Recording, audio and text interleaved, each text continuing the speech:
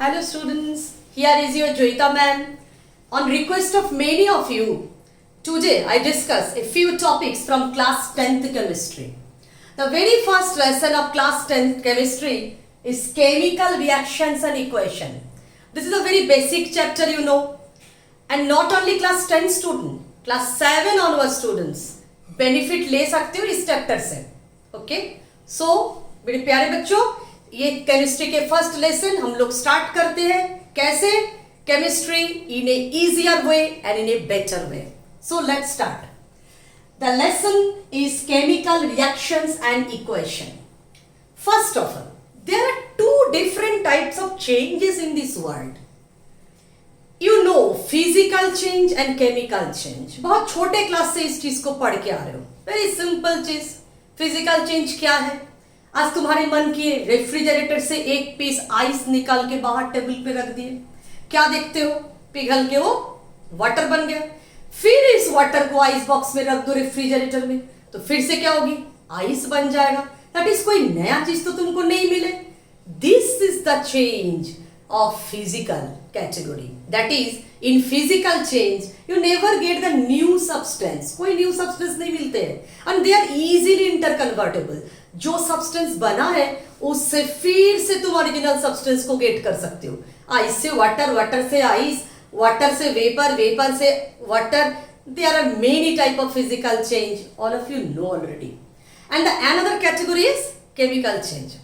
घर में कैंडल है, आज मन किया कैंडल को जला के खत्म कर देते हैं. लास्ट में कुछ रहता है क्या? कुछ नहीं. That is a burning of candle, burning of wax, burning of a piece of paper, burning of wood, burning of coal. एक छोटी सी पीस ऑफ कोल को जला दो, वो फिर से रहता है क्या? सारे ऐश बन जाते हैं, कुछ कार्बन डाइऑक्साइड वेपर बन के निकल जाते हैं. तो उससे तुमको फिर से तो वो सारे चीज नहीं मिल सकते. That is in chemical changes. This is example of chemical change. So in chemical changes, in new substances form, totally new properties वाला एक substance मिलते हैं, and जिससे हम लोग original substance को बहुत लाख गुना कोशिश भी करेंगे तो रिटर्न लेके नहीं आ सकते हैं. कुकिंग ऑफ वेजिटेबल्स, वेजिटेबल्स तो कुक हो चुके हैं, उसके बाद तुम रॉ वेजिटेबल्स तो ला नहीं सकते हो. डाइजेशन ऑफ फूड, फिर से डाइजेशन होने के बाद क्या वो चाउमीन तुम्हारी रिटर्न आ सकते हैं क्या? नहीं ना. So these are all the examples of your chemical changes. अब केमिकल चेंजेस हम जिक्र क्यों किए? क्योंकि today's topic is chemical reactions. Okay, ये जो केमिकल चेंज जिस प्रोसेस में होती है, जैसे तुमने कैंडल को जला दिए, तुमने कोल को जला दिए, ये जो प्रोसेस है, कोल क्या अपने से जल गया? नहीं. कोल के इग्नाइशन टेम्परेचर के ऊपर उठ के तुमने कोल को जला दिए, और बर्निंग में सपोर्ट उसको कौन किए? Atmospheric oxygen.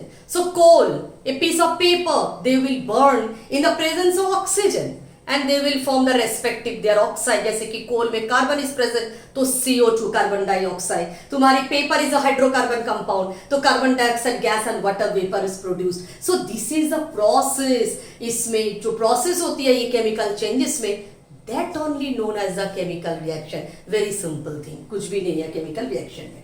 अब देखो, ये जो केमिकल रिएक्शंस होते हैं इसके दो पार्ट होते हैं. क्यों? क्योंकि कुछ है जो उसमें पार्टिसिपेट करते हैं और कुछ है पार्टिसिपेशन के बाद बदलते हैं व बनते हैं. फॉर एग्जाम्पल, सपोज कोल के एक छोटी सी पीस को तुम बर्न कर दो, किसमें? एटमॉस्फेरिक ऑक्सीजन में बर्न कर दी तो क्या बन गया? CO2. तो रिएक्शन, ये जो चेंजेस हुआ, रिएक्शंस भी अभी भी नहीं बोल रही हूं. देखो, ये जो चेंजेस है, this is you called the chemical reaction. अब इस केमिकल रिएक्शन में पार्टिसिपेट कौन किए? कार्बन, ऑक्सीजन ना CO2. तो तुम आराम से बोल सकते हो कि CO2 तो भाई शुरू में था ही नहीं. पार्टिसिपेट कौन किए थे? Only carbon and oxygen. So this side, this two elements are known as the reactants. And जो सब्सटेंस ये बना, that is known as the product. Okay, तो रिएक्टेंट कभी एक भी हो सकते हैं, एक से ज्यादा भी हो सकते हैं.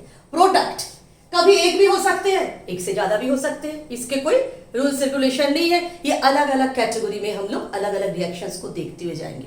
तो ये केमिकल रिएक्शंस के दो पार्ट हैं, ये तो समझ गए हम लोग. One part is the reactant and the other part is the product. Understood? Now, जैसे हम लोग के इंसान के तरह तरह के कैरेक्टरिस्टिक्स होते हैं. कोई बहुत चिल्लाते हैं, कोई शांति से बोलते हैं, कोई म्यूजिक गाते हैं, कोई डांस करते हैं. लाइक दिस केमिकल रिएक्शंस भी थोड़ा इंसान के नेचर की है. तो केमिकल रिएक्शंस के भी तरह तरह की कैरेक्टरिस्टिक्स होती है. फॉर एग्जाम्पल नंबर 1 जैसे केमिकल रिएक्शन जिसमें प्रेसिपिटेट बनते हैं, that is precipitate. Do you know what is precipitate? देखो प्रेसिपिटेट उसी को बोलते हैं जो एक्वा सॉल्यूशन में डिसॉल्व ही नहीं कर पाते हैं, दैट इज इनसॉल्युबल रह जाते हैं, that is called the precipitate. तो ये ऐसा भी रिएक्शंस होते हैं after the reaction product part में कुछ ना कुछ प्रेसिपिटेट बना है. तुम्हारे सामने हम एक एग्जांपल लिखती हूं. देखो ये सोडियम क्लोराइड, जानते ही हो ये सोडियम क्लोराइड क्या है? Double salt. Certainly will take in the aqua solution, मतलब उसको पानी में डिसॉल्व कर लो. प्लस दे दो सिल्वर नाइट्रेट, नाम सुने हो AgNO3, इसका भी ले लो एक्वा सॉल्यूशन में. अल्टीमेटली दोनों सॉल्यूशन को अगर हम लोग मिक्स करते हैं in the aqueous medium, they will produce AgCl ये सॉलिड स्टेट में and plus NaNO3 sodium nitrate in aqueous solution. देखो ये सारे एक्वस मीडियम में चले गए, बेचारा एक बच्चा नहीं जा पाया. कौन? AgCl. भाई उसके कैरेक्टर ही ऐसे है. तो AgCl सॉलिड स्टेट में डिपॉजिट हो गया. कहां पर डिपॉजिट हो गया? जिस वेसल में तुम रिएक्शन करोगे, टेस्ट ट्यूब में करोगे तो टेस्ट ट्यूब के नीचे, बीकर में करोगे तो बीकर के नीचे. देखो ये सॉलिड नहीं लिख के तुम इधर और भी एक काम कर सकते हो. कैसे? ये सॉलिड नहीं लिख के इसको ऐसे एरो दे सकते हो, लगेगा प्लेन लैंड की है नीचे. ठीक है, तो this is the symbol of precipitation. अब प्रेसिपिटेशन के तरह तरह के कलर्स भी होते हैं, उसके ऊपर डिपेंड करके तुम दूसरे कैटेगरी में आ सकते हो, that is called the colour changing reaction. ठीक है, तो बोले थे ना इंसान जैसे केमिस्ट्री के रिएक्शंस के भी तरह तरह के कैरेक्टरिस्टिक्स होते हैं. अच्छा, और भी एक वाइटल कैरेक्टर बता रही हूं. There are some reactions in which gas is evolved. Some reaction in which gas is evolved. एकदम घर की एग्जांपल बता रही हूं. एक छोटी सी पीस ऑफ कोल को तुम जला दो. कार्बन, कोल में क्या रहती है? कार्बन. कार्बन को जलाओ एटमॉस्फेरिक ऑक्सीजन के प्रेजेंस में, this is air. What you will find out? CO2 gas is evolve. तो देखो ये गैस में हमने क्या किए, ऐसे रॉकेट साइन दे दिए. रॉकेट ऊपर जा रहा है, तुमको मजा आ रहा है तो ये साइन दो, नहीं तो ब्रैकेट में G लिख दो. और भी बहुत सारे ढेर सारे एग्जांपल है. Zinc solid you will dipped in H2SO4 aqueous या HCl aqueous solution, then you will get ZnSO4 aqueous and hydrogen gas. There are various example जहाँ पे गैस इवॉल्व होती है. ठीक है, तो ये दो कैरेक्टर हम लोग पढ़ लिए. नंबर 1 में क्या पढ़े? प्रेसिपिटेशन टाइप के रिएक्शन जहाँ पे प्रेसिपिटेट बनते हैं. सेकेंड कैटेगरी हमने क्या पढ़े? ऐसा रिएक्शन जहाँ पे gas is evolve, gas evolve होती है. और भी कई कैटेगरीज होती है, जैसे पढ़ाते समय बोल ही रहते कलर चेंजिंग रिएक्शन. रिएक्शन करते करते सिस्टम की कलर ही चेंज हो गया, ऐसे भी कहानी होती है. देखोगे सपोज आयरन, आयरन तो सब लोग देखियो, iron solid you will dipped in copper sulphate aqueous solution. Copper sulphate बहुत बच्चे लेबोरेटरी में देखे ही हो. खैर लॉकडाउन है, लेबोरेटरी में तुम लोग जाने का मौका नहीं मिल रहा है.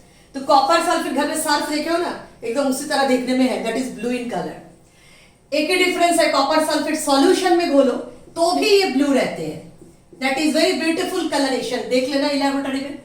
तो iron when added to the copper sulphate solution then it will produce FeSO4 aqueous and copper solid. This copper solid is deposited. Again देखो हम लोग साइन दिए कैसे लैंड कर रहे हैं मेरे प्लेन. ठीक है, तो this is example of precipitation type also.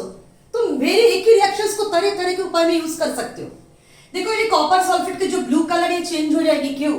क्योंकि फेरस सल्फेट के थोड़ी ना ब्लू कलर है, वो थोड़े डिफरेंट कलर रखते हैं, जैसे इंसान के कलर अलग अलग होते हैं. तो लाइक दिस ये ब्लू कलर के सॉल्यूशन है, तो this is the colour is light green. Okay, so देखो this is a beautiful example where the colour is change in a chemical reaction.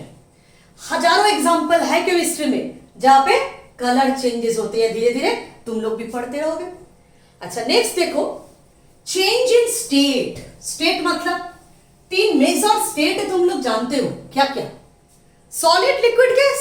Simple, तो स्टेट चेंज होते हैं. ऐसे reaction तो स्टेट चेंज के बहुत सारे हैं, लेकिन एक घर की एग्जांपल तुमको बता रही हूं. मानो कार्बन सॉलिड है, तुम उसको जला दो तो CO2 गैस बन के बेचारा तो चला जाएगा, है ना. तो देखो इसमें गैस बन गया। तुम सिंपल वक्स ले लो, कैंडल के वक्स को जला दो तो क्या हो जाएगी? वक्स के अंदर क्या है पता है? कार्बन और हाइड्रोजन, केमिस्ट्री सब में है, उसमें भी है। तो ये कार्बन और ऑक्सीजन को अगर जलाते हो तो क्या मिलेगी? Respective oxides, that is the carbon dioxide and water vapour. दोनों ही तो एरो बन के ऊपर चल जाएंगे, रॉकेट। ठीक है, तो देखो सॉलिड से स्टार्ट किए जर्नी तो क्या बन गया मेरा?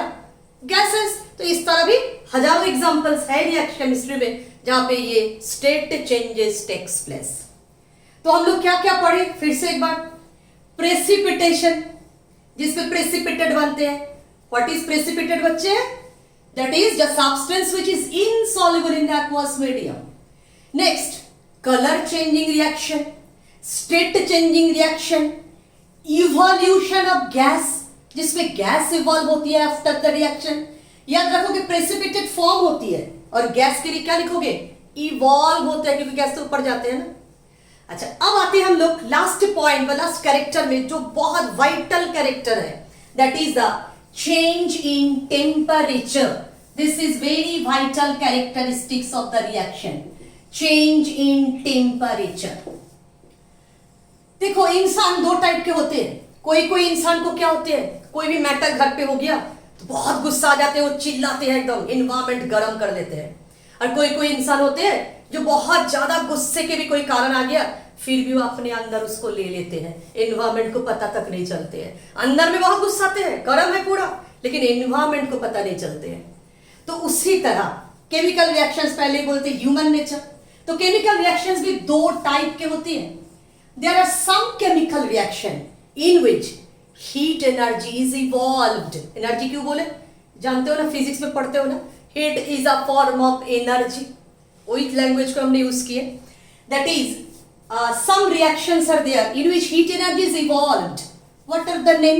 Evolve मतलब बाहर जा रहा है, exo, तुम बाहर नहीं जा पा रहे हो लेकिन हीट बाहर जा रहा है, that is a exothermic reaction. And there are some reaction in which heat is absorbed, गुस्सा को अपने अंदर पी लिए तुम, that is endo, तो endothermic reaction। तो क्या बोले बच्चे लोग? जहां पे हीट बाहर आती है एक्सोथर्मिक रिएक्शन, हीट अंदर छुप जाते हैं एंडोथर्मिक रिएक्शन, स्वाभाविक। तो एक्सोथर्मिक रिएक्शन होने से नॉट ओनली हीट, कभी कभी देखा जाता है लाइट एनर्जी ऑल्सो इवॉल्व। तो एनवायरमेंट बिकम हॉट जिस जगह पे रिएक्शन हो रहा है, और एंडोथर्मिक में एनवायरमेंट बिकम कूल। एक छोटी सी एग्जांपल, किसी भी सब्सटेंस को बर्न कर दो, कोल को जलाओ, पेट्रोल को जलाओ, कार्बन को जलाओ, पेपर को जलाओ, किसी को भी जलाओ, मीथेन को भी जलाओ, सबको बर्न करो। बर्न करने से क्या होती है? Heat and light. उसके लिए हम लोग बर्न करते हैं फ्यूएल को। तो burning of fuel, burning of anything, any substance, any chemical compounds के बर्निंग व कंबशन, अच्छे लैंग्वेज में बताओगे तो combustion is a exothermic reaction. Examples of exothermic reaction, because in all this reaction heat and light energy is evolve. And beautiful example of endothermic बोले, endothermic reaction, ammonium chloride को water में dissolve करो। Laboratory तो जाओगी कभी ना कभी, नवंबर दिसंबर जब भी जाओ, तो एमोनियम क्लोराइड थोड़ा सा लेबोरेटरी में अवेलेबल होती है, उसको बीकर में डिसॉल्व करो। देखो बीकर कितना अच्छा लगता है, ठंडा ठंडा कूल कूल। और एक घर की एग्जांपल बोल रही हूँ, तुम लोग बाहर से खेल के आते हो तो ग्लूकोन डी तो जरूर पीते हो, बच्चे लोग के बहुत फेवरेट है। तो ग्लूकोन डी घोलने के बाद उस ग्लास को टच करके देखे हो, नॉर्मल वाटर भी ठंडा हो जाते हैं। सारे एंडोथर्मिक डिसोल्यूशन प्रोसेस, ये डिसॉल्व हो रहा है वाटर में, मतलब डिसोल्यूशन, तो एंडोथर्मिक डिसोल्यूशन प्रोसेस। और भी मेनी एग्जांपल्स है, जैसे मानो nitrogen react with oxygen to form the twice NO, nitric oxide, endothermic reaction. Okay, so nitrogen plus chlorine form करते हैं NCl3, नाइट्रोजन ट्राइक्लोराइड, बैलेंस के लिए 3 chlorine, nitrogen trichloride, these are all endothermic compound. Okay, understood. अच्छा, अब देखो एक छोटी सी चीज जो बहुत इंटरेस्टिंग इस टॉपिक में हम उसको डिस्कस कर रहे हो अभी। ये एक्सोथर्मिक रिएक्शन अच्छी बात है ना, एंडोथर्मिक रिएक्शन अच्छी बात है? दैट इज गुस्सा आए तो चिल्ला के उसको एक्सप्रेस कर देंगे, वो बेटर है ना गुस्सा को पी ले अपने अंदर, वो ज्यादा बेनिफिट है? कौन सा ज्यादा है? अच्छी बात है, उसको अभी देखते हैं। ठीक है, देखो एक ग्राफिकल रिप्रेजेंटेशन, ग्राफ देख के बच्चे लोग घबराना नहीं, वेरी इजी रिप्रेजेंटेशन है, ठीक है। देखो this is the reaction coordinate, this is called the reaction coordinate. ये है क्लास 12 में, 11 में। तो ये रिएक्शन कोऑर्डिनेट देख के भी तुम नर्वस नहीं हो जाना। रिएक्शन कोऑर्डिनेट कुछ नहीं है, ये रिप्रेजेंट करते हैं प्रोग्रेस ऑफ रिएक्शन को। And here it is the energy of the reaction, E, energy of the reaction, and this is the progress of reaction, that is the reaction coordinate. अच्छा एक चीज बताओ, ये मानो ए और बी दो सब्सटेंस है, ए और बी दो सब्सटेंस है, आपस में रिएक्शन करके सी और डी बना दिए, तो हुआ दैट ए और B, they are the reactants, and what are C and D? They are the products. अभी हम लोग डिस्कस किए। अब बताओ तुमने ए और बी को मिला दिए और बोल दो भाई तुम रिएक्शन करो, करने लगेगा? उतनी आसान तो है नहीं। तो ए और बी को मिलाने के बाद तुम दोनों दोस्त बैठे हो, हम अचानक बोलेंगे चलो तुम फाइटिंग शुरू करो, तुम लोग क्या स्टार्ट कर दोगे? नहीं ना। तो एक सर्टेन लिमिट ऑफ गुस्सा आएगा तुम्हारे अंदर, यार तुम मेरे नाम पे ऐसे ऐसे बोले हो, तब तुम रिएक्शन करने जाओगे, तब तुम लड़ाई करने जाओगे। तो केमिकल सब्सटेंस भी तुम्हारे तरह ही है। दैट इज ए और बी को मिला के हमको कुछ एनर्जी देना पड़ेगा, in the form of heat, in the form of light, in the form of electricity, whatever it is. I have to supply some amount of energy, some catalyst भी हो सकते हैं हमको देना पड़े। तब ए और बी मॉलिक्यूल आपस में तुम दोनों दोस्त की तरह लड़ने लगेंगे।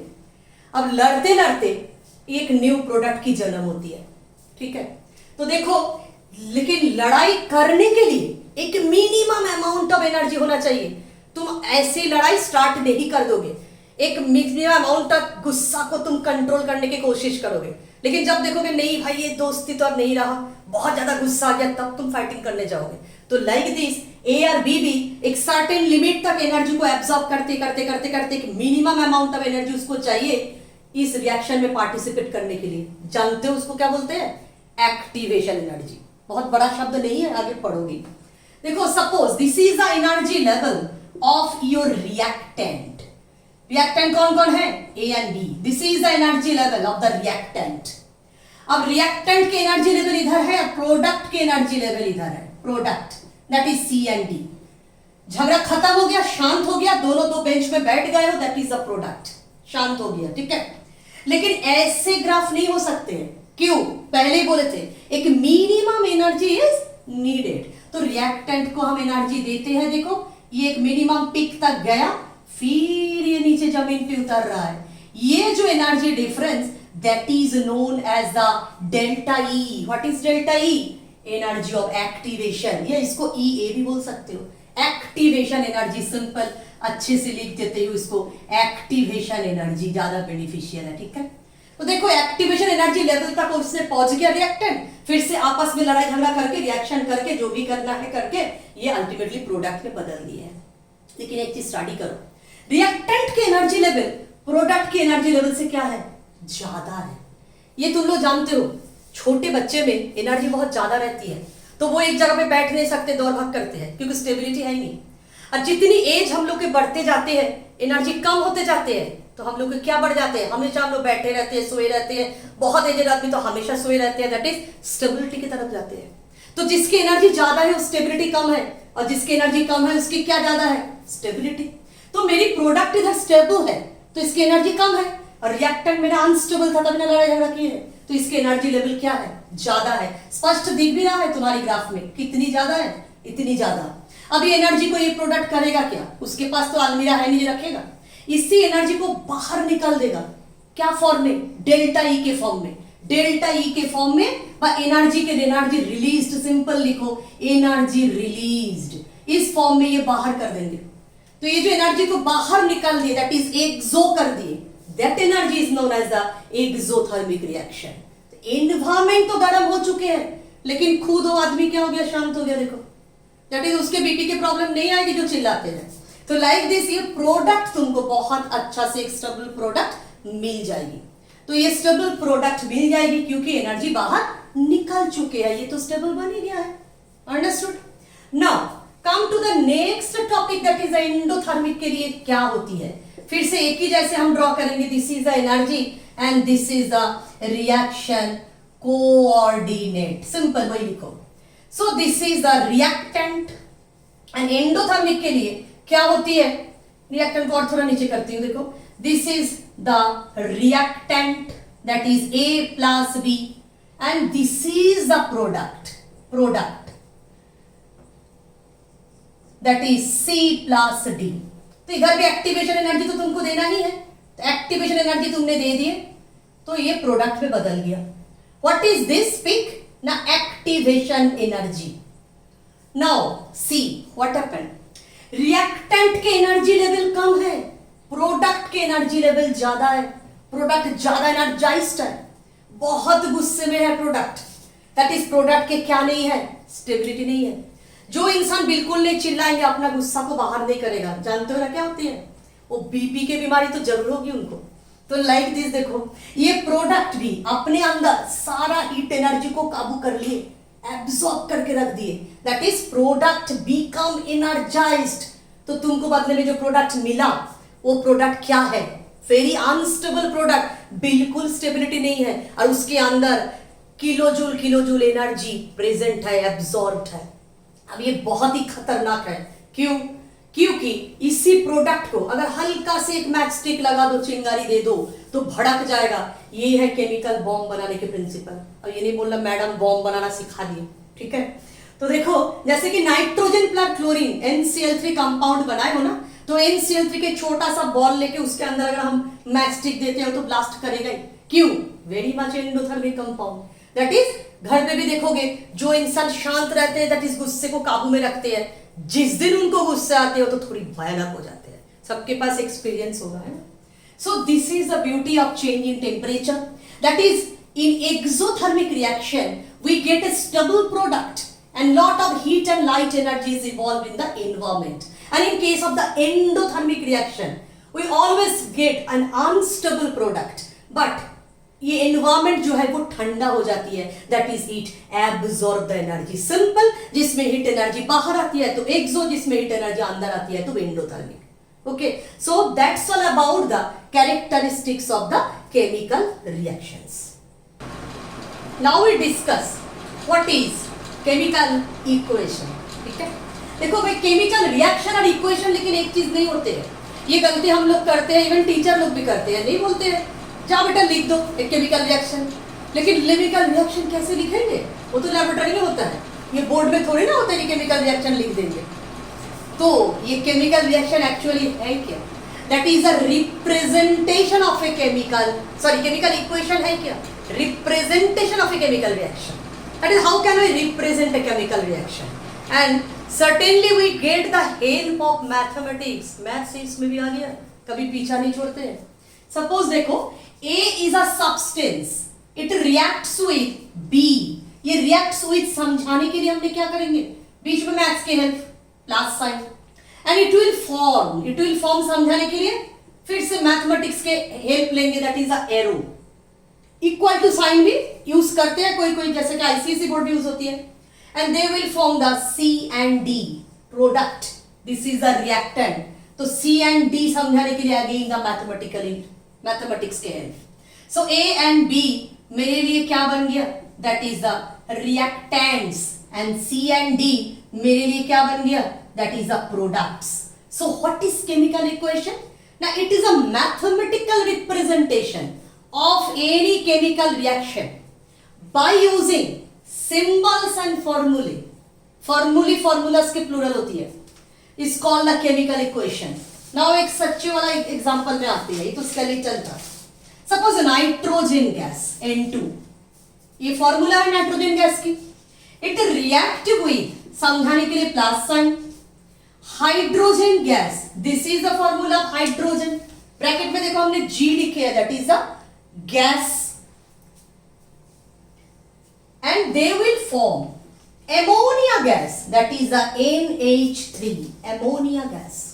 ओके, अमोनिया NH3 क्यों लिखे, क्योंकि उसके फॉर्मूला तो सारे बच्चे सीख चुके हो क्लास 7th में। So this is the chemical equation, that is हमने nitrogen react with hydrogen to form ammonia, ये जो स्टोरी है इसको मैथमेटिकली ब्लैक बोर्ड में लिख के दिखा दिए, that is only the chemical equation. अच्छा अब देखो केमिकल इक्वेशन दो टाइप के होते हैं, एक बैलेंस्ड एक अनबैलेंस्ड। ये भी क्लास 7 में बहुत अच्छे से तुम लोग सीखे। ये बैलेंसिंग मतलब क्या होती है, जिसमें रिएक्टेंट साइड और प्रोडक्ट साइड में हर एक एलिमेंट के नंबर ऑफ एटम सेम रहती है, और जहां पे अनइक्वल है वो है अनबैलेंस्ड नॉर्मल। जैसे कि हमने जो रिएक्शन लिखी है, देखो there are 2 nitrogen atom in the reactant side and only 1 nitrogen atom in the product side. So तुम क्या बताओगे, अनबैलेंस्ड। 3 हाइड्रोजन एटम है प्रोडक्ट साइड में, 2 हाइड्रोजन एटम है रिएक्टेंट साइड में, सर्टेनली इट इज अनबैलेंस्ड। अब इसको बैलेंस करने के लिए हमने इसको देखो 2 से मल्टीप्लाई किए, इसको 3 से मल्टीप्लाई किए। अब देखो 2 नाइट्रोजन एटम 2 नाइट्रोजन एटम, 2 3 जा 6 हाइड्रोजन एटम, 3 2 जा 6 हाइड्रोजन एटम, तो बैलेंस हो गया। अच्छा, अब अगर 10th में आके तुम लोग बोलोगे जब बैलेंस नहीं आते हैं तब तो मुश्किल है, तो उसके लिए क्या बोलेंगे मेरे और एक वीडियो है how to make a chemical formula and how to balance a chemical equation, तब तुमको वो देखना पड़ेगा, ठीक है। Okay, comes to the next topic, that is different type of chemical reaction, that is actually कैसे हेडिंग डालते हैं हम लोग, टाइप्स ऑफ केमिकल रिएक्शन। तो ये मेरी हेडिंग है टाइप्स ऑफ केमिकल रिएक्शंस। अब देखेंगे केमिकल रिएक्शंस कितनी टाइप्स के होते हैं। ओके, ये भी छोटे छोटे टॉपिक्स क्लास 7 ऑनवर्ड्स तुम लोग पढ़ते आ रहे हो, उसी को थोड़ा इलाबोरेट पढ़ोगे अभी क्लास 10th में आके। That is the very first topic is the combination reaction. What is the first type of reaction? That is the combination reaction. Combination reaction is very simple. A और B दोनों substance को हमने मिला दिए, ये बन गया मिलके C। देखो this is a combination reaction, उसी के स्केलेटन है ये। कॉम्बिनेशन रिएक्शन की एक अच्छी बात बताए, वेरी इजीली उसको पकड़ने के लिए, लेफ्ट साइड में बहुत सारे लोग होंगे लेकिन राइट साइड में केवल एक ही होंगे। एक ट्रिक है तुरंत कॉम्बिनेशन रिएक्शन को पहचानने के लिए, चाहे तुम कोई भी क्लास में हो 7 ऑनवर्ड्स, लेफ्ट साइड में बहुत सारे एलिमेंट्स कंपाउंड कुछ भी हो, राइट साइड में लेकिन एक ही होगा, दैट इज सब मिलजुल के एक ही में चले गए, that is only the combination reaction. अब कॉम्बिनेशन रिएक्शन वेरियस टाइप्स के होते हैं, 2 एलिमेंट भी आपस में कंबाइन कर सकते हैं, 2 कंपाउंड भी कंबाइन कर सकते हैं, और एक एलिमेंट एक कंपाउंड भी कंबाइन कर सकते हैं। तो first of all we study about the element combination, that is element plus element को हमने कंबाइन करेंगे। तो एलिमेंट प्लस एलिमेंट के कंबाइन करो, बहुत सारे एग्जांपल है। C carbon is a non metal, react with oxygen it will form the CO2, carbon dioxide. देखो आपस में टोटल कंबाइन किए, दैट इज साथ में और कोई भी बाई प्रोडक्ट नहीं है, ओनली एकलौता एक ही प्रोडक्ट बनेगा, this is a combination reaction. Suppose sulphur plus oxygen it will form sulphur dioxide, combination reaction. Sodium plus oxygen it will form Na2 sodium oxide, combination reaction. Magnesium plus oxygen it will form the magnesium oxide, देखो combination reaction, lot of combination reaction you can write, कोई problem है ही नहीं, ठीक है। अच्छा देखो nitrogen plus hydrogen they will form ammonia, this is also a combination reaction. तो कितने रिएक्शंस तुम लिखोगे, और तो जितने रिएक्शन लिख सकते हो, जानते हो जितने रिएक्शंस ना, एक पेज में लिख डालो कॉम्बिनेशन रिएक्शन, देखते हैं कितने तुम जानते हो एलिमेंट कॉम्बिनेशन, देखते हैं तुम लोग कितनी जानते हो। इससे तुम्हारी राइटिंग प्रैक्टिस बढ़ेगी और केमिस्ट्री में नंबर वही बच्चे लाएंगे जो लिख के पढ़ते हैं, ठीक है। अच्छा, number B type, that is the compound combination, compound plus compound, हम शॉर्ट में लिखे कंपाउंड प्लस कंपाउंड की कॉम्बिनेशन। कंपाउंड प्लस कंपाउंड के कॉम्बिनेशन में जैसे कि देखो carbon dioxide is a compound, इसको हम अटैच कर देते हैं कैल्शियम ऑक्साइड के साथ। कैल्शियम ऑक्साइड के नाम जानते हो, स्पेशल नाम लाइम या क्विक लाइम, ठीक है, चूना। ये दोनों आपस में कंबाइन करके बनाते हैं CaCO3, कैल्शियम कार्बोनेट। इसके बहुत सारे नाम है, क्या क्या, मार्बल स्टोन, लाइम स्टोन, ठीक है। देखो दोनों कंपाउंड आपस में जुड़ गया, एक तीसरी कंपाउंड बना दी, तो this is the compound combination. और भी है, suppose carbon dioxide dissolve in water, it will form the H2CO3. What is this? Carbonic acid. And carbon dioxide is a non-metallic oxide. जानते हो carbon is a non-metal. So CO2 is a non-metallic oxide. Whenever it dissolve in water, it form the acid, carbonic acid. So carbon dioxide also known as the acidic oxide. ये तुम्हारी acid base की question है। इस तरह magnesium oxide when dissolve in water it will form the magnesium hydroxide. ऐसे बहुत सारे questions है, बहुत सारे इक्वेशंस है। कैल्शियम ऑक्साइड, ये तुम्हारी चूना lime, when dissolve in water it will form the calcium hydroxide. Calcium hydroxide की एक दूसरी नेम जानते हो, बहुत फेमस है ये reaction. This is slaked lime. What is this? Quicklime. What is this compound? Now this is your quicklime, and what is this compound? This is the selectinine, and पता है इसमें lot of heat energy बाहर निकलते हैं। उसी heat energy को हम लोग डेल्टा साइन से दिखा दिए। lot of heat energy इसमें बाहर आती है। So this is also the example of exothermic reaction. So these are all compound combination reaction. The third type is element and compound की कॉम्बिनेशन। जैसे मानो CO further react with oxygen. CO what is? Carbon monoxide. When it is further react with excess oxygen, oxygen is an element and carbon monoxide is a compound. They will form the CO2. Carbon के पास दो oxide है, lower oxidation state की, एक higher oxidation state की। तो देखो ये carbon monoxide when combined with excess oxygen बनते हैं कार्बन डाइऑक्साइड। कार्बन मोनोऑक्साइड बनते क्यों है? इनसफिशिएंट सप्लाई ऑफ ऑक्सीजन किसी। In the same way sulphur also having two different type of oxide in two different valency state और two different oxidation state. तो when sulphur dioxide react with excess oxygen it will also form sulphur trioxide. So these are the this is the compound, this is the element, compound element combination. तो इधर ही खत्म होती है तुम्हारी combination reaction. Combination reaction के बाद हम लोग के नेक्स्ट रिएक्शन टाइप कौन सी है? That is a decomposition reaction. कौन सी टाइप? ना decomposition reaction. Okay, decomposition reaction के मतलब समझते हो? डिकम्पोजिशन रिएक्शन क्या है? हमने एक कंपाउंड ए बी ले लिए, हमने एक कंपाउंड ए बी ले लिए, अब लेके इसको क्या किए? ना कुछ किए, इसको लड़ाई झगड़ा मारपीट करके इसको दो एलिमेंट में डिवाइड कर दिए। This is the example of decomposition. That is combination के जस्ट रिवर्स। कॉम्बिनेशन में हम लोग क्या पढ़े थे? ए प्लस बी से हम बना रहे थे ए बी, और डिकम्पोजिशन में हम क्या किए? ए बी को ही तोड़ के बना दिए ए और बी। अब देखो कोई भी आपने से तोड़ तो नहीं जाएगा, बट टूट तो नहीं जाएगी, तो इसके लिए कुछ करना है। That is you have to supply the energy. तो एनर्जी तीन टाइप में होती है, हीट एनर्जी या light energy, that is photons, light को फोटॉन्स बोलते हैं, या इलेक्ट्रिकल एनर्जी। तो इसलिए decomposition reaction can classified into three categories. जब हीट यूज करेंगे तो थर्मल डिकम्पोजिशन, जब लाइट यूज करेंगे, फोटोन यूज करेंगे तो फोटोकेमिकल डिकम्पोजिशन, और जब इलेक्ट्रिसिटी यूज करेंगे तो electrochemical decomposition. So in the next video we will discuss this decomposition reaction. Okay.